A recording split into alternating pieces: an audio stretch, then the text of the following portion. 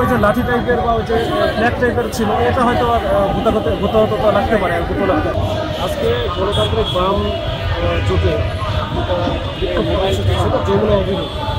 আমরা কিন্তু সকাল থেকে ওনাদের সাথে কিন্তু আমরা যোগাযোগ করেছি, যারা আছে তাদের সাথে কথা বলেছি। এখানে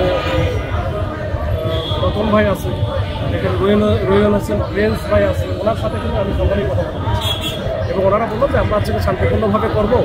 এখানে যে কাকরাইল মোড় যেটা আছে, আগের যে সিনেমা হলের যে মোড়ে, আপনারা ওইখানে আমাদের বাধা দিন, আমরা ডান দিকে আমরা ঢুকে যাব, চলে যাবো।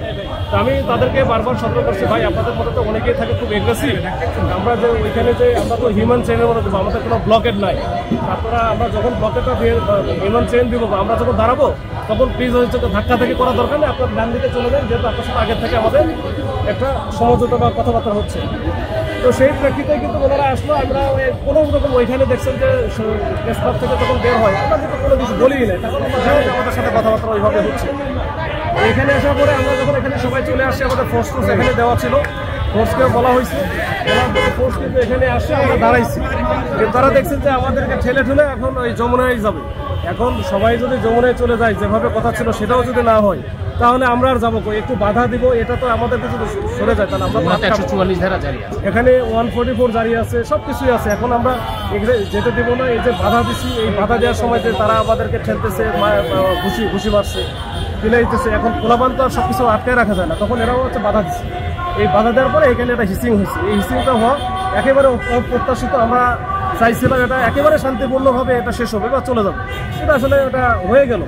এই ওনাদের নেতৃত্বে যারা আছে তাদের সাথে আবারও কথা বললাম, তো বললো যে আসলে এখানে সবাইকে তো আসলে কন্ট্রোল করা মুশকিল। আমাদের ফোর্সের যেমন অনেকগুলো থাকে, সবাইকে একসাথে কন্ট্রোল করা যায় না, ওনাদেরও একই অবস্থা হয়েছে। তো যাই হোক, এখন আপাতত ওনারা এখানে আছে, অবস্থান নিয়েছে, এখান থেকে হয়তো বা এই প্রেস ক্লাবের দিকে আবার চলে যাবে। আপনাদের কেউ আহত হয়েছে? ওনাদের সাথে ওনারা বলছিল যে এখানে যখনই আমরা বাধা দিব তখন ওরা ডান পাশ দিয়ে, মানে হাতের বাম দিয়ে ওরা চলে যাবে প্রেস ক্লাবের দিকে। তার মানে এখানে কিন্তু থাকার কথাই না। এখন যেহেতু একটা হিসিং হয়েছে, এখন ওরা দেখে, আমি যারা নেতৃত্বে আছে, আমি যে রোহিন হোসেন প্রিন্স ভাই আছে, রতন ভাই আছে, ওনাদের সাথে একটু কথা বলে আমি দেখি চেষ্টা করতেছি সলভ করার। আপনাদের কেউ আহত আছে?